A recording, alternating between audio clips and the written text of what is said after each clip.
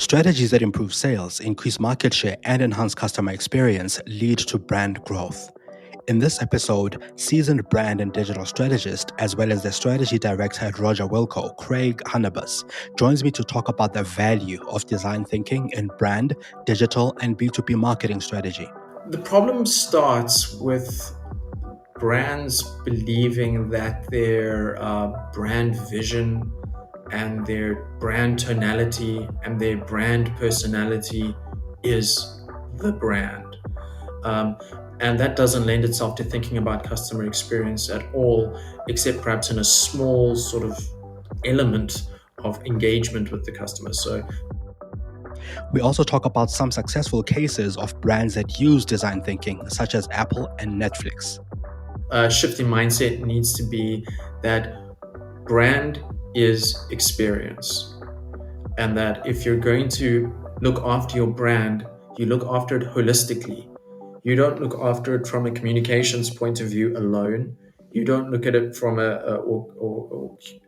look after it from an audience perspective alone. Craig also shares some insights on how brands can rethink and improve their customer experience. So I think it's a shift away from this sort of, I don't want to say a shift away from brand strategy, because I think it's one and the same, but it's a shift away from this narrow view of what brand strategy is. And I think agencies need to stop thinking of themselves as places that develop communication and approaches to marketing, and start looking at themselves as business consultants, as people that can look at, analyze, and audit each one of these touch points, and then provide solutions to solve problems or customer experience breaks in each one of these touch points. This is The Lead Creative.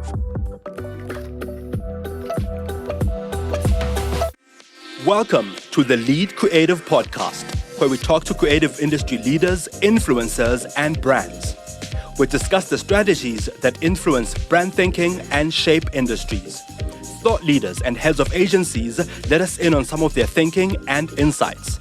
I'm your host, Mongezi Mtati. Enjoy the show, and please share and subscribe.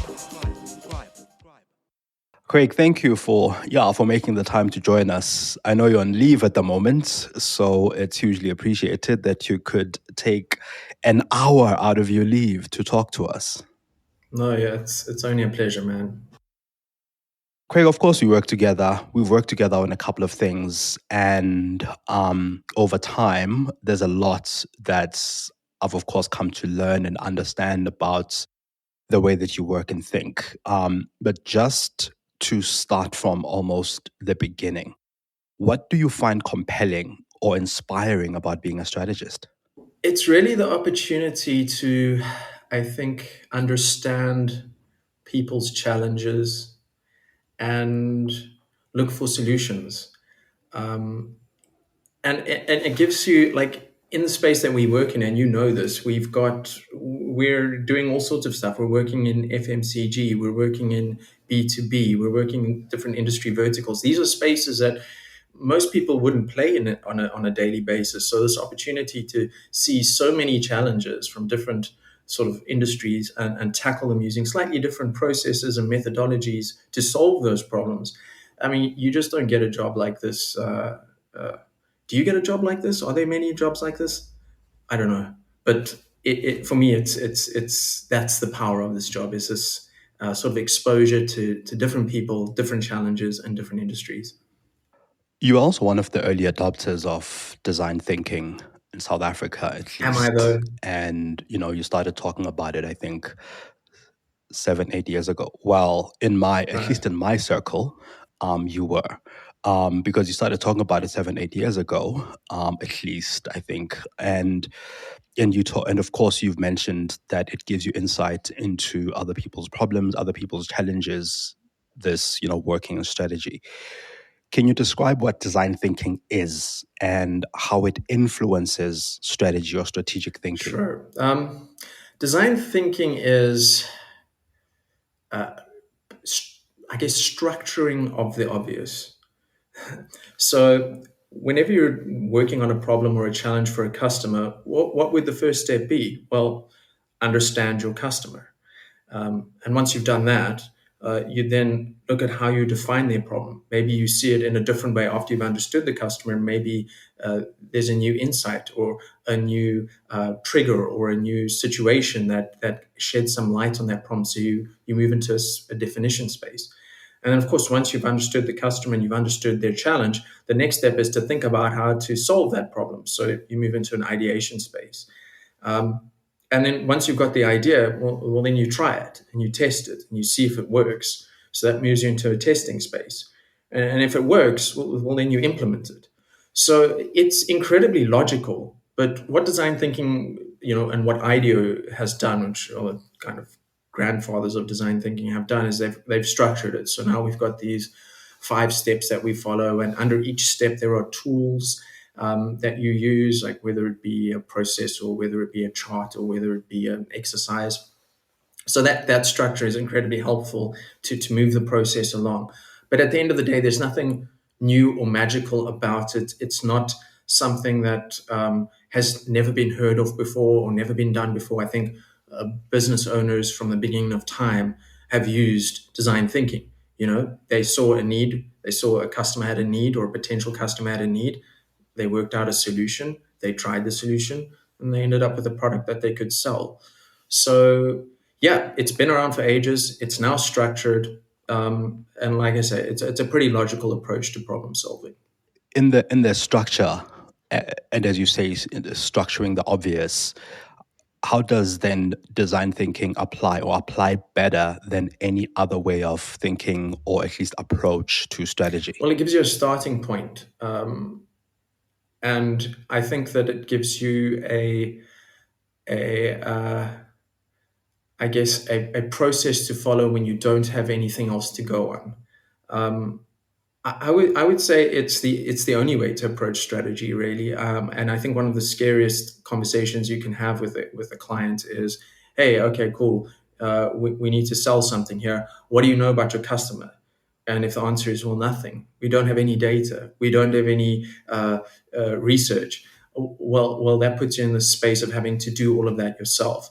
But at least there's a starting point. At least you know what questions to ask from the outset, and it doesn't turn into this, you know, picking things from the air to try and figure out what to do. I've seen so many strategists start their strategies with competitor reviews.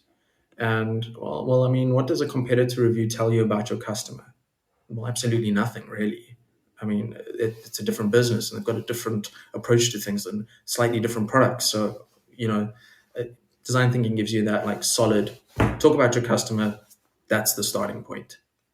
One of the challenges, though, that sometimes comes up when you ask businesses introspective, really hard introspective questions is sometimes you get a bit of defensiveness around, okay, this is how we've always done things, and this is who our customer is, and this is who we understand our customer to be. How do you then come out of that into a space of let's redefine this customer? Maybe you don't understand the customer as much as you ought to, and this is why we're in the space that we are now, or in a space of having to think strategically or more strategically about the business. How do you address those kinds of challenges? Because every business owner or most entrepreneurs or most businesses will tell you that they know their customers better than you do or better than their agency partner does. What sets design thinking apart from many other processes is its collaborative nature. Um, and yeah, it's definite that the business owner or the brand manager or whoever it is will know more about the customer than you do. And so if you come in there trying to educate them, of course it's going to be greeted with defensiveness because you don't work in this business, you don't sell this product, and you don't deal with this customer on a daily basis. So the idea or the plan is to Yeah. walk in there with some baseline research, and if you can, walk in there with some qualitative data. So you've had some conversations with who you think this customer is, and you meet the brand manager on a level where you can have a informed discussion about the customer. And very often you bring a new perspective that they didn't have. And so it adds extra layer or enriches their perspective of the customer, and you can move on from there. What we found, and you've participated in one recently, is that we brought different people from different parts of the business together to discuss the customer, and everyone had a different perspective because they dealt with the customer at different spaces or different touch points in the sales funnel. So collectively, we created a new view of who the customer was. So yeah, I mean, to avoid defensiveness, it's always about Yeah. collaboration, and if you're doing it any other way, you're probably doing it wrong. And I think I like what you just said there, that it brings in a different perspective. I think it changes the perspective because you approach your approach to the thinking about the customer um, makes it better, or it enriches that experience, or it enriches who the customer is, or your knowledge or understanding of who this customer is, especially when you bring in people who work from different departments or work in different Mm. departments within the Yeah, business yeah, itself. definitely. Are there any cases that you can think of in the past couple of years where you've used design thinking, or at least design thinking has been used, whether by you or by anybody else, where it brought in a brand new or different perspective to what the challenge is or what the problem is in the business and how to solve it using design thinking as a methodology? Yeah, look, I don't want to drop names, man, but we worked for a financial services business. I think 2016, we did um, quite an intense piece of research. We partnered with a qualitative research business. This financial service was about to launch their new credit card, and they wanted to tie it into some sort of loyalty scheme. So, what would that loyalty scheme look like?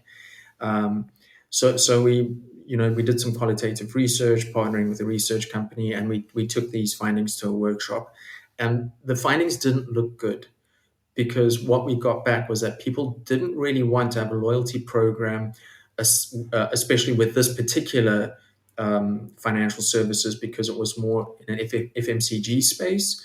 Um, so it was adding this unnecessary level of complexity to a credit service, and and we presented that, and we had the workshop, and it's a tough conversation to have when a they're sold on this product that they've created, but B, because we're a marketing agency, we want this product to work because we get to market it and make more money doing that. So to sit in a space where you're trying to say to a client no um, is tough. But at the end of the day, they didn't do it because when they thought about it a bit more and did their own research, they came to the same conclusion. So for me, that's sort of a negative, probably a negative case study. But I think looking at positive ones, Apple uses design thinking. That's foundational for their product development. The nice thing about that is that if you use a process like design thinking right at the start, before you even get to marketing, it gives you this very solid base from A, which to build your product, but B, when it comes time to marketing it, it's an easy sell because you already have solved the customer's problem. It's just a case of going like, and here's voila, here's the solution. Netflix also very similar business model. Well, at least in the start, I don't know if Netflix really follows design thinking that much these days, but it was a case of how do we keep up with changing technologies and provide our customer with the entertainment that they want. And they looked at streaming, they looked at various other things, and they did some rapid prototyping, I guess you could call it, or minimum viable products. And so we ended up with this sort of nugget of Netflix that eventually grew to what we have today. So yeah, I don't know if that's actually answering your question. There are so many case studies where we've seen. If you're enjoying The Lead Creative, please share this episode with your network and hit follow or subscribe. Enjoy the show.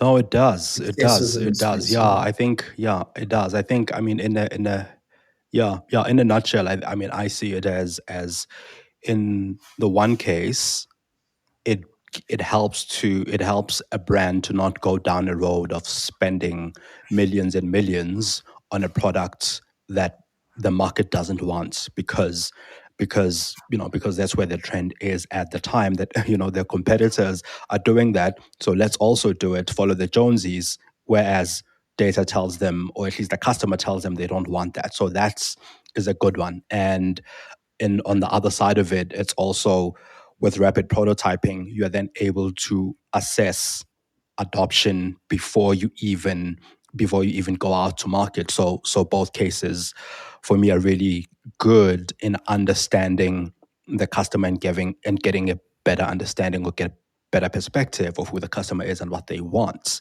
You also talk a lot and write quite a bit about customer experience. There's also the CX report that was recently launched.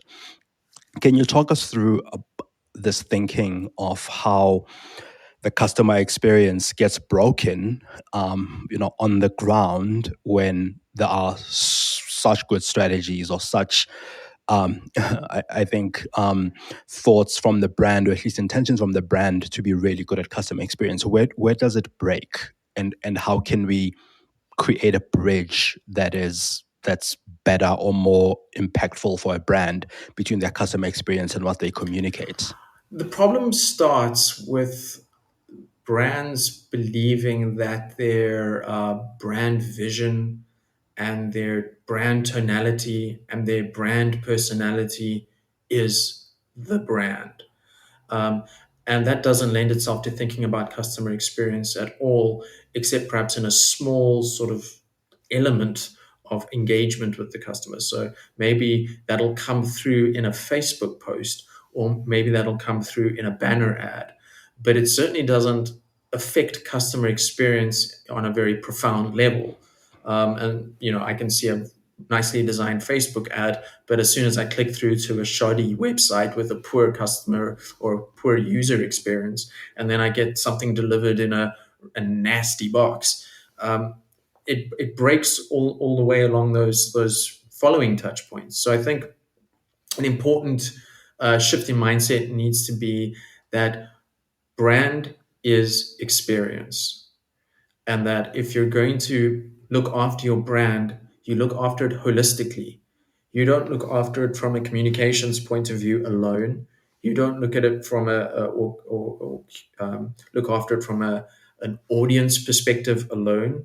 You look at it from, yeah, the starting point is communication. The starting point is a Google search, and how do we tighten that up? But there are multiple touch points along the way, and each one of those touch points has its own user experience, which very often requires specialist knowledge to make that user experience good. And collectively, they make a good customer experience. So I think it's a shift away from this sort of, I don't want to say a shift away from brand strategy, because I think it's one and the same, but it's a shift away from this narrow view of what brand strategy is. And I think agencies need to stop thinking of themselves as places that develop communication and approaches to marketing, and start looking at themselves as business consultants, as people that can look at, analyze, and audit each one of these touch points, and then provide solutions to solve problems or customer experience breaks at each one of these touch points. So I think a shift and many agencies are doing this already. They're shifting their perspective on what their service offering is into a more business consulting space. But I think at the same time, brands and businesses need to do that too. One of the things I'm getting out of that, which I want us to unpack a little bit more, is this, beyond just the shift in what the business offering is this siloed nature with which brands approach their marketing or communication. Because if one agency is working on one part of the brand, and they are more on the brand side of things rather than on the communication or digital whatever other side, how then do we start communicating, or at least finding this golden thread, that brand is experience, rather than that one agency does this, or one part of the business does this and the other part does that? Because I feel like that's where some part of the break occurs. Is there a way to break down these silos? Are there some thoughts around that? It comes down to collaboration, which I mean we've discussed what one of the sort of chief selling points of design thinking is that collaborative nature, and then bringing in those different stakeholders in the business into one room to have the conversation. So that's definitely something that breaks down walls very quickly and helps people understand that there's a bigger picture here. But the only way the bigger picture works is if we all work together on our small little pictures, little puzzle pieces, so we can plug it in to make this bigger picture look good. From an agency perspective, uh, and it's always been a tough one. I mean, you were talking about having sort of these different specialist agencies. So you might have your PR agency, your media agency, your creative agency, which is often positioned as the lead agency. You might even have a social media agency in the mix. And that golden thread is really important, because if one of those agencies drops the ball or has a different idea at any point in developing a campaign, the whole thing falls apart.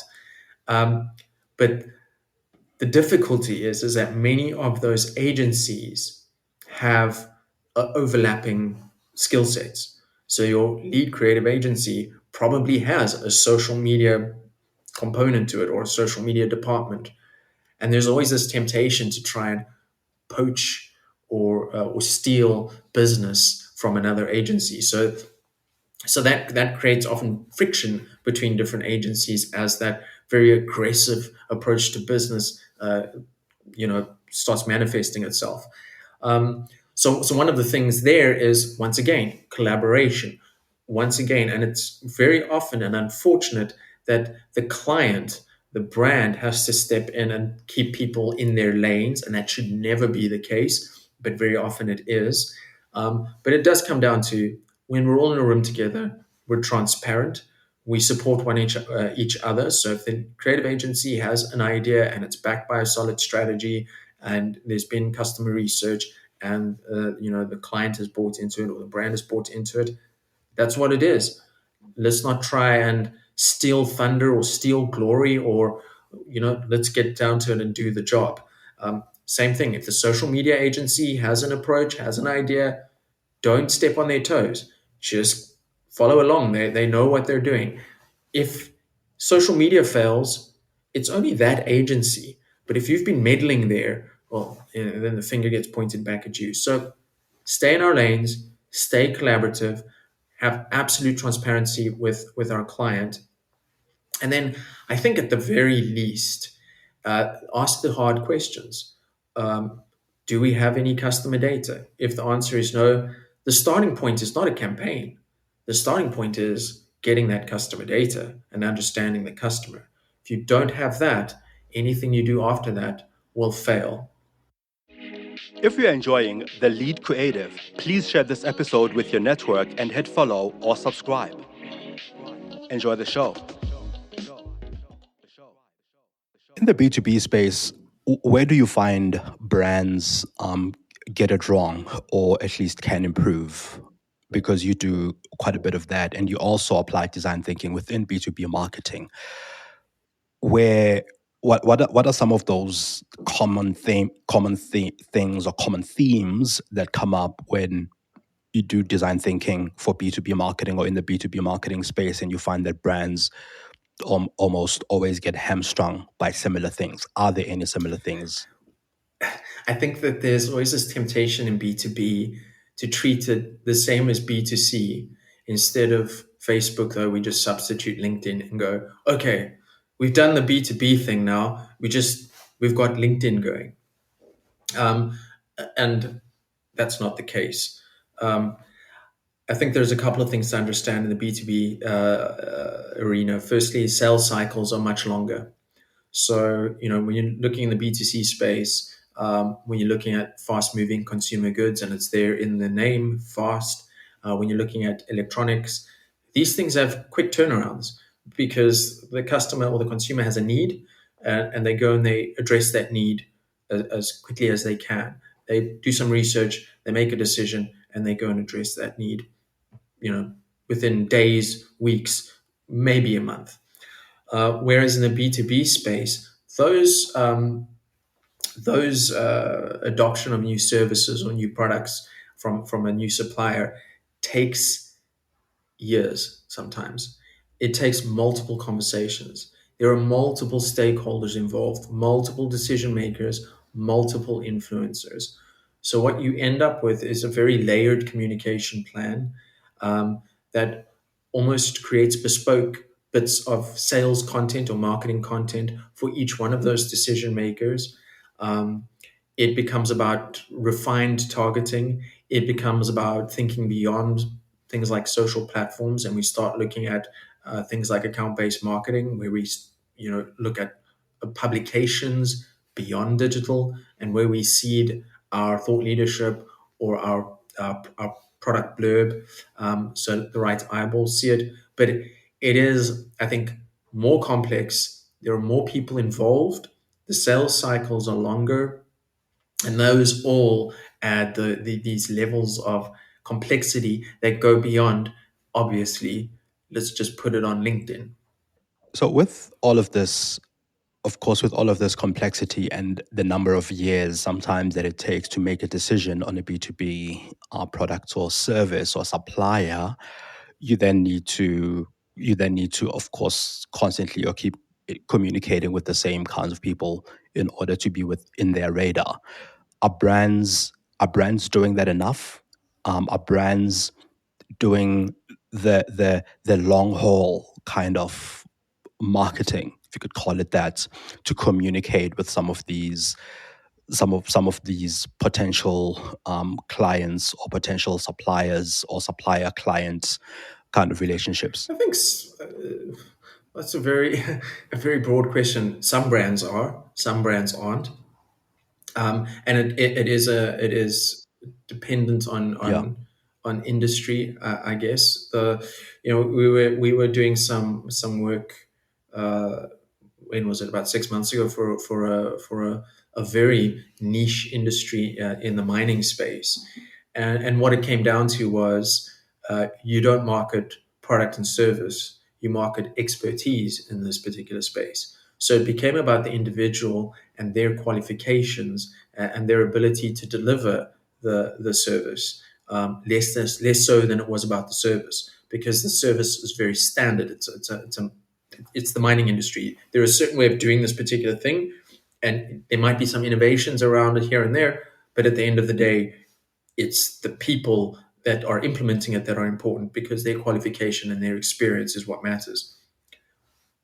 Very often in those kinds of industries, especially in industries that are not traditionally marketed, like your mining industries, to a degree, your logistics spaces, um, that kind of approach to thought leadership, where your business owners or your implementation specialists need to promote themselves, that doesn't happen. And it's a case of time, and it's a case of lack of understanding of the platforms, the lack of the value that this approach to marketing delivers. So yeah, very often that kind of stuff doesn't happen. When it comes to marketing products and services, in spaces where that counts, what you'll very often find is that there's a generic approach to it. So it isn't creating content for the right eyeballs, it's simply creating content for the sake thereof. And that's across B2B and B2C. Like, we're sitting in this situation where people are creating content for the sake thereof. I'm on Facebook because everyone's on Facebook. I'm on LinkedIn because everyone's on LinkedIn. Is your customer there? Because if not, don't waste your time. Really, don't waste your time. And that's this thing we need to escape, is this generic sort of approach to everything. It's incredibly valuable to create content or create marketing, messaging, communications, or tools, anything that enriches the customer experience for your customer. I mean, once again, like I say, design thinking is structuring of the obvious, yet somehow we miss it time and time again. Right, right, right. You also mentioned account-based marketing there in your previous answer, and once again, account-based marketing can be very effective within this B2B space. Can you describe a little bit about how account-based marketing would work within a B2B marketing sort of ecosystem? I know it would work differently for different brands, but just the basics of how it would Well, apply. I can explain perhaps the approach I take slash we take slash you and I take. um, and that we map out, or when we have a conversation with our client first and say, listen, who is your ideal customer? Who do you want to talk to? I mean, give us a name. Um, and so they do, and we go and look at that business and desk research. We try to map out their org chart and identify individuals, literal individuals in that org chart that we want to talk to, that we would love to get into a room with our client to have a conversation about the product.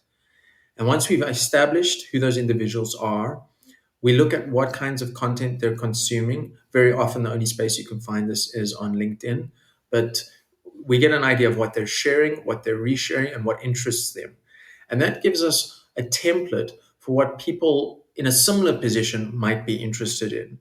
And we can start developing content plans or approaches to communicating with these people, and whether that be through PR, whether that be through digital publications or real world publications, or creating videos, infographics, whatever it may be.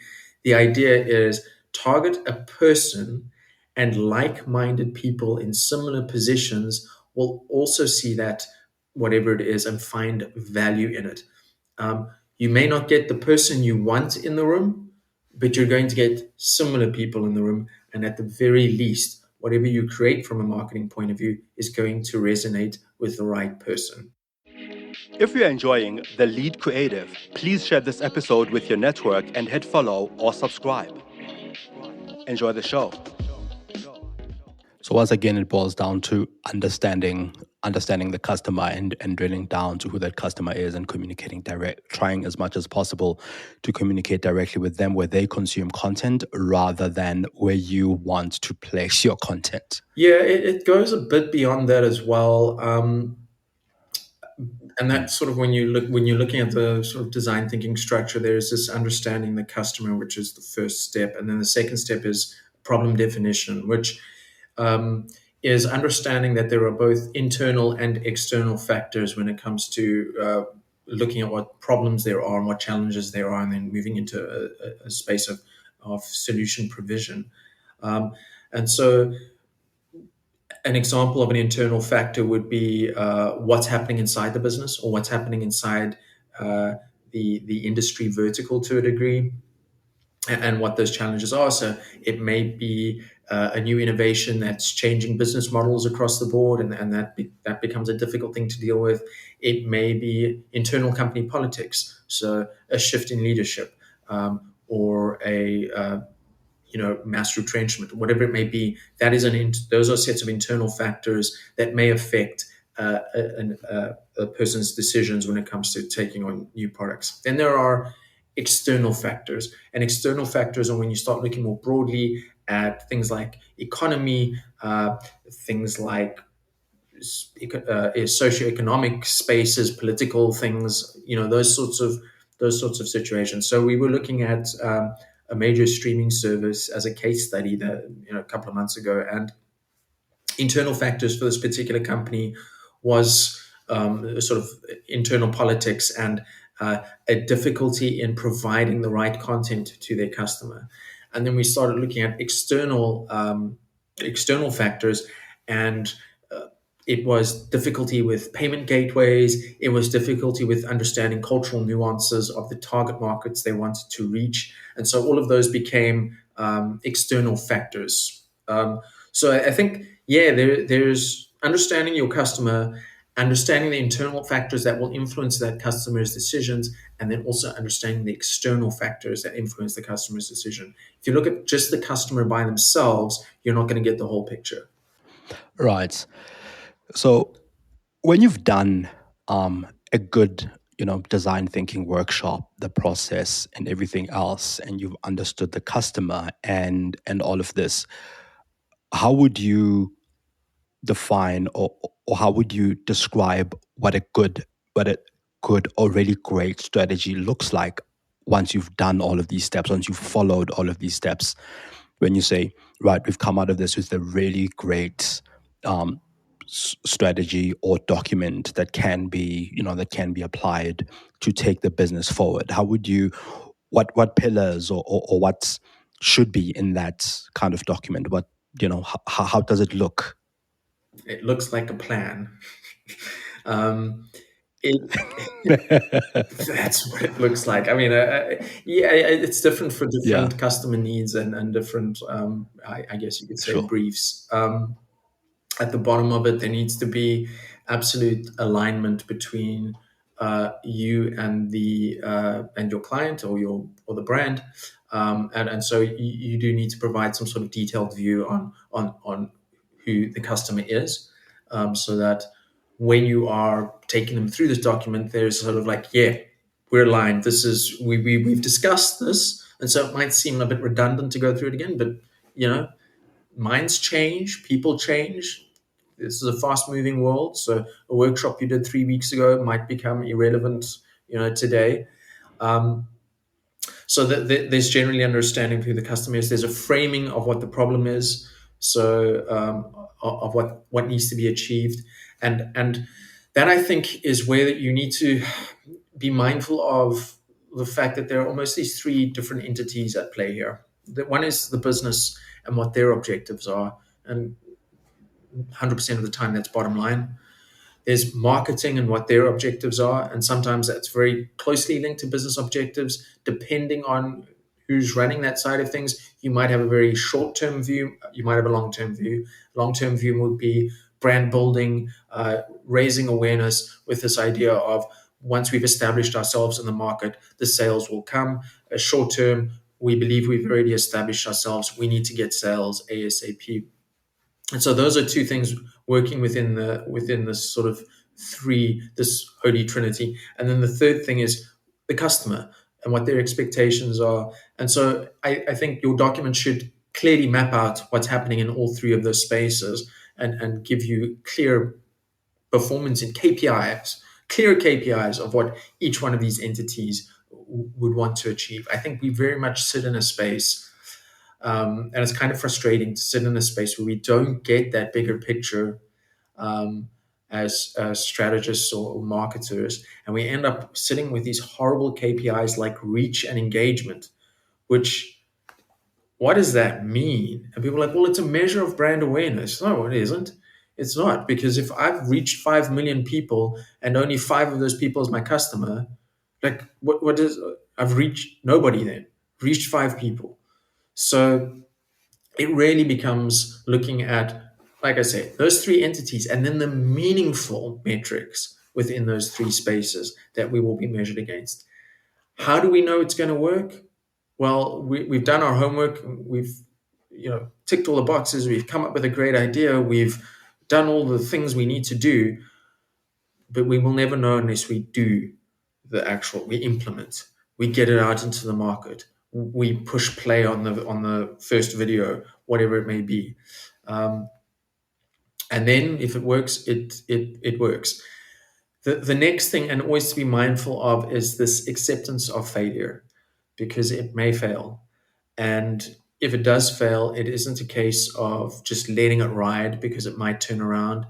It is about stopping, reevaluating the strategy, reworking it. Maybe it's about reworking what the implementation is. But I think as strategists, we need to be very much engaged with campaigns beyond our I guess, work that we're supposed to be doing, or beyond our discipline, um, so that we can make sure that any subsequent strategies we do are better.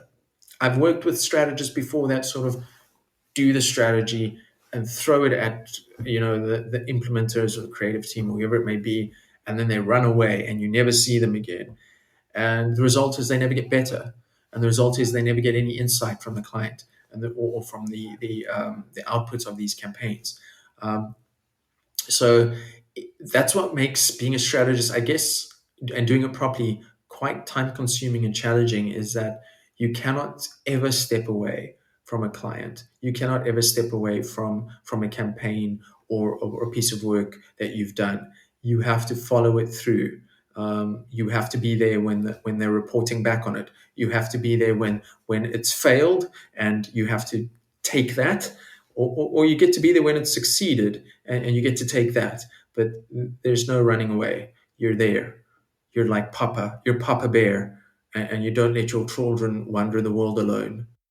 No, that's a really great place to close on. I think, yeah, absolutely. Understanding the customer, being in touch with the process, and constantly reevaluating and making improvements as things change, fail, or there are various changes in the marketplace. So yeah, I think I got a lot out of that, and I'm sure that our listeners will as well. Thank you, Craig. Thank you for listening to The Lead Creative. Did you get one insight that's worth sharing from this episode? Please share it with your network or your friends. Pop me some of your ideas and innovative finds on Twitter on @Mongezi. This podcast is available on Spotify, Stitcher, Apple, Google, or wherever you listen to your podcasts. You can also find me on mongezi.com.